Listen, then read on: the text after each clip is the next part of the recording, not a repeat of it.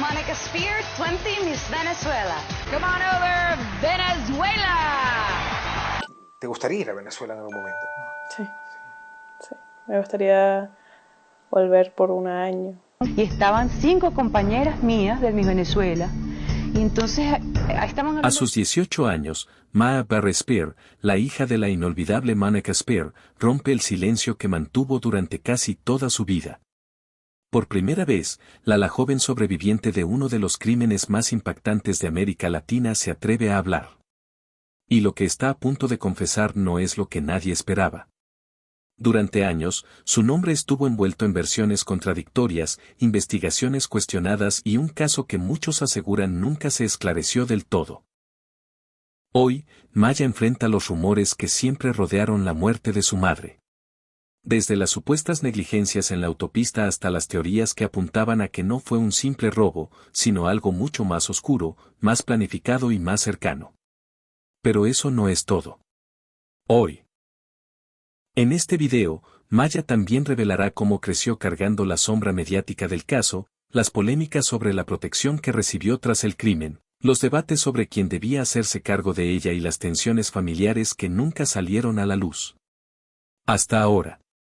Prepárate, porque lo que vas a escuchar hoy marca un antes y un después en la historia de Monica Spear y en la vida de su hija. Hay una parte de mí que nunca terminó de crecer porque durante años viví escondida en el silencio que otros construyeron para protegerme. Yo estaba ahí, en el asiento de atrás, mientras todo ocurría. Y aunque era solo una niña, siempre supe que mi vida cambió porque alguien decidió que la de mis padres no valía nada. Muchas veces escuché que aquello fue cosa de unos pillos, un simple atraco. Pero yo crecí leyendo cosas muy distintas. Que si fue planeado, que si había intereses detrás, que si todo pasó demasiado rápido para ser casual. Y duele, porque mientras la gente debatía teorías, yo apenas intentaba entender por qué mi mamá, una mujer que siempre defendió la vida y la justicia, desapareció en cuestión de minutos. Hoy estoy aquí para hablar de esa herida que nunca cerró y de cómo, sin quererlo, mi nombre quedó atrapado entre rumores, titulares y decisiones que otros tomaron por mí. Esta soy yo, después de tantos años tratando de ponerle voz a lo que durante tanto tiempo nadie me dejó decir. Pienso mucho en todo lo que he vivido y en la vida que todavía tengo por delante, pero también en lo que ellos perdieron. Cuando escucho cómo cuentan la historia de mi mamá, una mujer que nació en Maracaibo, llena de sueños y que creía que su vida estaba completa junto a mi papá, siempre siento un nudo en el pecho. Ella solo quería intentarlo de nuevo, recuperar lo que alguna vez tuvieron, volver a ser una familia. Y por eso aceptó regresar a Venezuela, un país que la marcó y que también la lastimó tantas veces. Yo crecí escuchando que ya la habían asaltado 5 veces, que era peligroso, que no era buena idea volver. Pero el amor tiene esa forma extraña de convencernos de que todo va a estar bien. Nadie imaginó que ese viaje, el que supuestamente sellaría su reconciliación, sería el último. A mí me han contado 1000 veces cómo quedó el carro, cómo mi mamá y mi papá quedaron atrapados después de que un Miguelito reventara las llantas, cómo todo pasó en minutos que cambiaron mi vida para siempre. Me hicieron daño como ser humano. Yo sé que hay muchas personas que todavía no han sido con la conmovedora despedida a la asesinada actriz Monica Spear y a su esposo, cuyos restos mortales ya descansan en dicen que yo dije que se quedaron dormidos y que están en el cielo. Y tal vez era la única manera que tenía de entender la muerte cuando era tan pequeña. Pero hoy, que ya soy mayor, sé que nada de lo que pasó fue un accidente ni una mala suerte cualquiera. Sé que hubo negligencias, versiones contradictorias y una investigación que todavía deja preguntas abiertas. Mucha gente se solidarizó, sí, pero después todos siguieron con sus vidas y yo tuve que aprender a vivir con la ausencia, con las sombras, con el miedo y con la rabia. Lo único que puedo decir ahora es que aunque la ley haya caído sobre algunos culpables, la verdad completa aún pesa sobre nosotros. Y yo estoy aquí para seguir hablándola, porque esa es la única manera de honrar su memoria. Crecí oyendo nombres que para muchos no significan nada, pero que para mí marcaron el final de mi familia. Siempre escuché que detuvieron a varias personas, que al final quedaron 10 sospechosos, que uno de ellos, Gerardo Contreras, el gato, cayó con una cédula falsa y terminó confesando que fue quien le quitó la vida a mi mamá. Lo repiten como si eso cerrara la historia, como si con solo mencionar los años de cárcel se aliviara lo que pasó. Pero para mí nunca fue tan simple. Los fiscales, las detenciones, las condenas. Todo eso lo escuché tantas veces que casi parece un libreto. Pero aún así, siempre había huecos, versiones distintas, silencios incómodos y gente que se beneficiaba del hermetismo.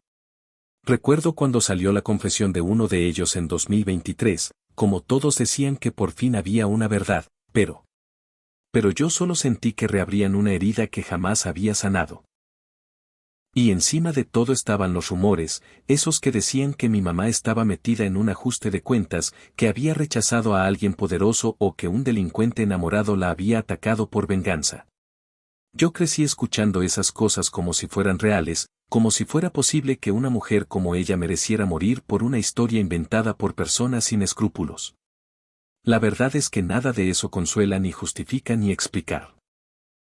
Solo revela lo frágil que era la justicia en un país donde mi mamá terminó pagando con su vida decisiones que nunca tomó. A mí me contaron que el gato jamás mostró arrepentimiento y que incluso decía que solo estaba preso porque mi mamá era famosa, como si su vida valiera más por salir en televisión y no por ser un ser humano. También supe cómo prepararon todo. Las piedras, la espera en la oscuridad, el momento exacto en que nuestro carro pasó y se estrelló, y como mis padres solo querían volver a casa después de un día tranquilo en la playa. Crecí escuchando que los delincuentes se molestaron al no encontrar suficientes cosas de valor y que cuando se dieron cuenta de quién era mi mamá, todo cambió para peor. Dicen que él tomó una cámara, que ella se quedó quieta, que ninguno de los dos se resistió y que aún así decidieron dispararles. Lo que más me duele es que la versión final de lo que pasó no vino de mi familia ni de la justicia, sino de confesiones frías que parecían narrar un robo fallido, una improvisación mezclada con rabia y estupidez. Yo sobreviví porque mi mamá me cubrió con su cuerpo y a veces me pregunto qué habría pasado si el gruero no hubiera respondido los tiros, si la noche no hubiera estado tan oscura, si todo eso no hubiera sido provocado por una mezcla de maldad y descuido. Y mientras tanto, la gente afuera inventaba historias diciendo que mi mamá se había metido con alguien peligroso, que un hombre celoso la había mandado a callar porque estaba regresando con mi papá. Y yo crecí escuchando rumores absurdos que solo buscaban darle un giro morboso a una tragedia que ya era suficientemente dolorosa. Lo que pasó no fue una novela ni una leyenda urbana. Fue la noche en que perdí a mis padres y en la que entendí demasiado temprano lo cruel que puede ser el mundo. Cada vez que escucho todo lo que se inventó sobre mi mamá después de su separación, no puedo evitar pensar en cómo la gente es capaz de convertir cualquier silencio en un escándalo. La verdad es que en ese tiempo ella estaba sola, enfocada en su carrera y en reconstruirse. Y cuando decidió volver con mi papá, lo hizo desde un lugar de madurez, no por drama ni por ninguna novela oculta.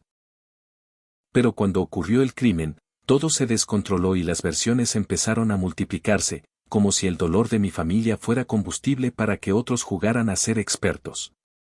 Primero dijeron que ella se resistió, después que todo pudo haber sido planeado por su fama.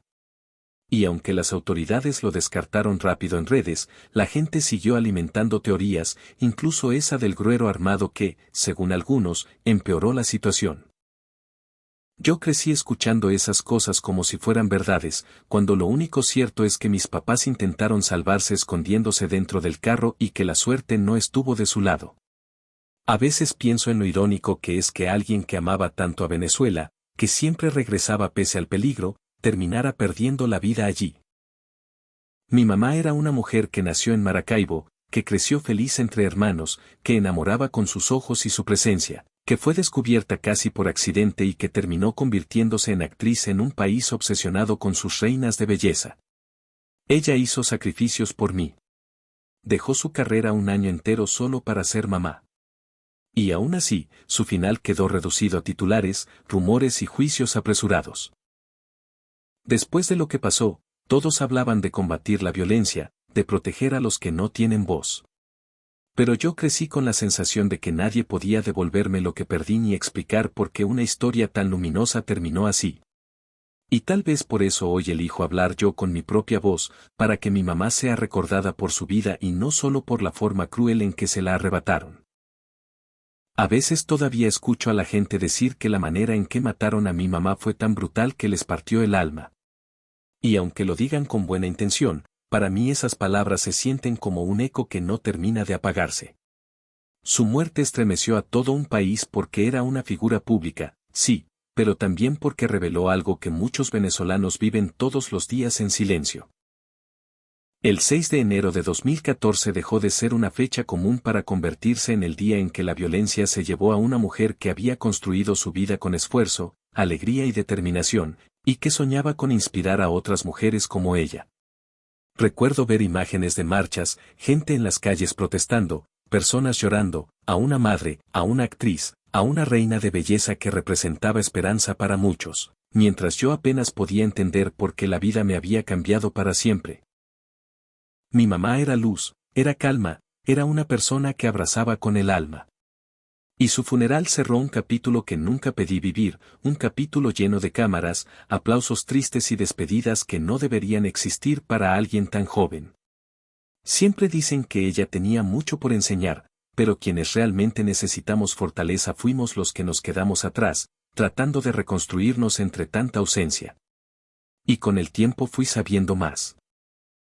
Incluso cuando me contaron que el gato, uno de los responsables, murió en prisión en 2020, me enteré casi como quien recibe un dato frío, como si su muerte resolviera algo, cuando en realidad lo único que sentí fue que nada de eso me devolvería a mis padres ni borraría el camino tan difícil que tuve que recorrer desde entonces. Hoy hablo porque ya no soy la niña herida que todos querían proteger, sino una mujer que entiende lo que pasó y que quiere que la historia de mi mamá se recuerde por su vida, no solo por la tragedia que nos tocó enfrentar. Cuando me contaron que uno de los responsables murió por complicaciones pulmonares y tuberculosis, no sentí alivio ni justicia, solo una especie de vacío extraño, porque nada de eso cambia lo que pasó ni me devuelve lo que perdí. La muerte de mi mamá estremeció a un país entero como si fuera algo que nadie esperaba ver. Aunque todos sabían que la violencia ya era parte del día a día en Venezuela, su caso se volvió un símbolo de miedo, de dolor, de esa sensación terrible de que en cualquier esquina podías perderlo todo, incluso la vida, y de que la delincuencia podía arrebatarte hasta la familia. Autopista de Venezuela, donde se encontraba de vacaciones junto a su ex esposo y padre de su hija, con quien tenía una excelente relación. Él también, por cierto, fue mortalmente a su tío, que su papá y su mamá no son tan viejos, pero que se quedaron dormidos y están en el cielo. A veces me resulta duro escuchar que la recuerdan como un ícono de la inseguridad, cuando para mí siempre fue simplemente mi mamá, mi lugar seguro, mi mundo. Y sí, la noticia impactó al mundo, pero la herida más profunda la cargué yo, la niña que quedó sola de un momento a otro, tratando de entender por qué su vida había cambiado tan brutalmente. Con el tiempo crecí y aunque muchos pensaron que nunca podría superarlo, mis tíos hicieron lo imposible por convertirse en mi refugio. Ellos me sostuvieron cuando yo no encontraba palabras, cuando solo podía procesar mis emociones imaginando cosas o inventando espacios para no sentir tanto dolor. Al principio viví con ellos como una niña perdida, pero poco a poco el amor que me dieron se convirtió en un hogar. Y un día, sin planearlo, miré a mi tía y le pregunté si podía llamarla mamá. Ella me respondió que la llamara como quisiera, aunque confesó que no sabía ser madre, pero para mí ese momento fue una segunda oportunidad, un abrazo que llenó un poco de todo lo que me faltaba. Y aunque nunca dejé de recordar a mis papás, encontré en ella una manera de seguir adelante sin sentirme tan sola. A veces, cuando pienso en todo lo que ocurrió, siento que sigo cargando una parte del dolor que dejó aquel viaje que mis papás soñaron con tanto entusiasmo.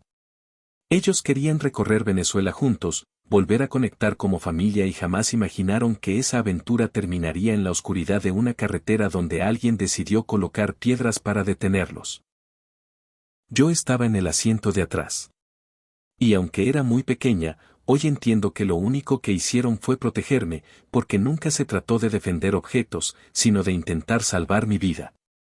Sobreviví con heridas que sanaron por fuera, pero con un vacío que tardé años en comprender. Primero viví con mis abuelos que me llevaron a Florida y me rodearon de cariño en medio del caos, y luego mi tío y su esposa asumieron el papel de padre sin pensarlo 2 veces, regalándome estabilidad cuando más la necesitaba. Ellos estuvieron ahí en mis 15 años, en cada logro, en cada paso hacia la persona que soy hoy. Y gracias a su apoyo pude crecer sin sentir que mi historia estaba destinada a la tragedia. Siempre dicen que heredé la sensibilidad y la bondad de mi mamá, y eso es algo que intento honrar día tras día. Con el tiempo también me involucré en proyectos que la mantienen viva, como el documental que mi abuelo Rafael impulsó, una película que buscaba contar su historia desde un lugar de amor y memoria, no desde el sensacionalismo. Para mí fue un recordatorio de que aunque la vida nos arrebató demasiado, aún hay caminos para sanar y transformar su legado en algo que inspire a otros. Con los años he aprendido a mirar la historia de mis padres con más amor que dolor, y aunque lo que pasó marcó mi vida para siempre, también me enseñó a valorar todo lo que ellos soñaron y no pudieron terminar. A veces siento que volver a Venezuela algún día será mi manera de cerrar un ciclo, no para revivir la tragedia, sino para reconciliarme con el lugar que los vio nacer y que a pesar de todo, sigue siendo parte de mi identidad. Pienso mucho en mi mamá cuando era joven, en esa niña de Puerto Cabello que más tarde creció entre Maracaibo y una familia llena de cariño, rodeada de hermanos, de valores y de una sensibilidad que siempre la distinguió. Me han contado tantas veces cómo desde pequeña se interesó por los escenarios, cómo intentó seguir el camino tradicional estudiando ingeniería, pero terminó aceptando que su vocación estaba en la actuación. Mi abuelo siempre me dice que él estuvo ahí cuando ella finalmente tuvo el valor de confesarle que quería dedicarse al arte y que nunca dudó en apoyarla. Esa decisión la llevó a estudiar teatro en Florida, a prepararse a soñar en grande y eventualmente a competir en el Miss Venezuela y después en el Miss Universo. Escuchar esa parte de su vida me llena de orgullo, porque veo a una mujer que no tuvo miedo de romper expectativas, que luchó por lo que amaba y que dejó huellas incluso antes de hacerse famosa. Cuando pienso en todo eso, entiendo mejor quién era ella y también quién soy yo. Y por eso, aunque mi infancia estuvo marcada por una pérdida enorme, mi deseo de volver a su país no nace del rencor, sino de la necesidad de honrar lo que mis padres empezaron y de encontrar mi propia forma de seguir adelante. Cuando escucho hablar sobre la carrera de mi mamá, me doy cuenta de cuántas vidas tocó antes de que la nuestra se rompiera para siempre. Ella llegó al Miss Venezuela como Miss Trujillo en 2004, y aunque muchos la recuerdan por su belleza, lo que más me impresiona es cómo logró abrirse paso en la televisión apenas 2 años después, interpretando Tamara en El Desprecio. Fue en ese tiempo que conoció a mi papá, Thomas Henry Berry, un hombre que venía del turismo y que también había vivido de cerca la inseguridad del país, igual que ella. Los dos sabían lo que era sentir miedo en su propia tierra porque los habían asaltado varias veces, pero aún así intentaron construir una vida juntos antes de que todo se complicara.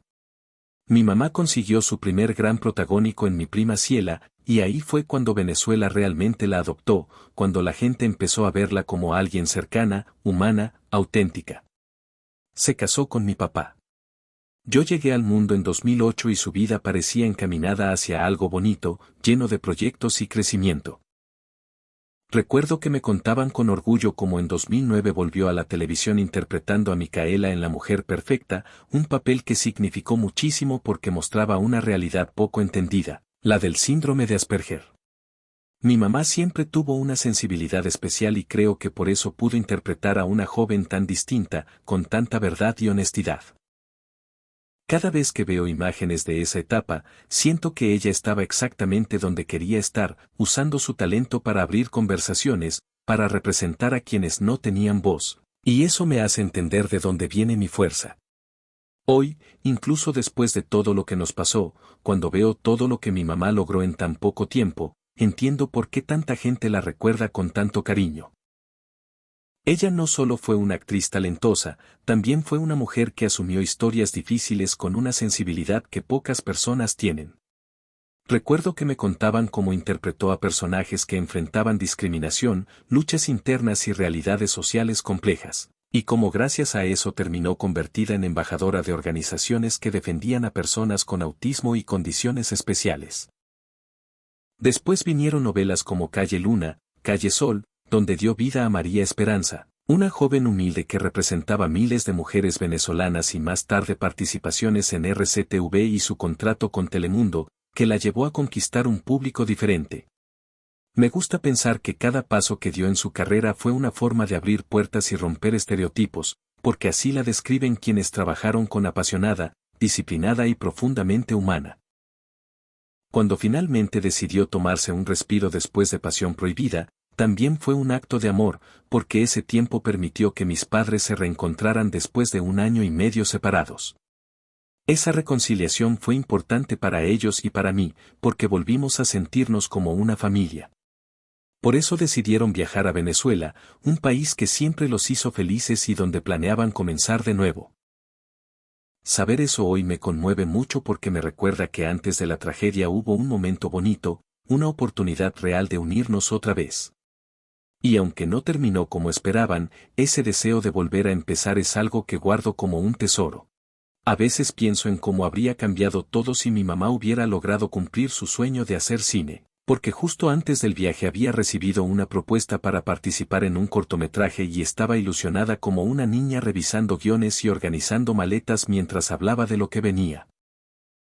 Ellos viajaron a Venezuela con el corazón lleno de planes, no solo para reencontrarse como familia, sino porque ella quería volver a sentir su país, abrazar a su abuela en Maracaibo, caminar por los lugares donde creció y recargar esa energía que solo Venezuela le daba. Mi mamá siempre fue así, una mujer que libraba todas sus batallas desde el amor, que creía en la paz incluso cuando el mundo se volvía hostil, y por eso dejó una huella tan profunda en tanta gente. Cuando años después se estrenó Mónica, Entre el cielo y la tierra, sentí que de alguna manera su sueño interrumpido se completaba, que su voz volvía a la pantalla desde otro lugar, honrada por quienes la amaron y la admiraron. Para mí fue duro ver su historia convertida en película, pero también fue un regalo, una forma de recordarme que a pesar de la tragedia, su vida estuvo llena de luz, de arte, de cariño y de logros que nadie podrá quitarle. Hoy puedo hablar de todo esto sin quebrarme tanto, porque aprendí que honrarla es también reconocer su fuerza y su capacidad de inspirar, incluso después de su ausencia. Y ahora quiero saber qué opinan ustedes sobre todo lo que he contado. ¿Creen que algún día podré terminar el viaje que mis padres dejaron pendiente? Los leo en los comentarios. Gracias por quedarte hasta aquí y escuchar esta historia tras el telón.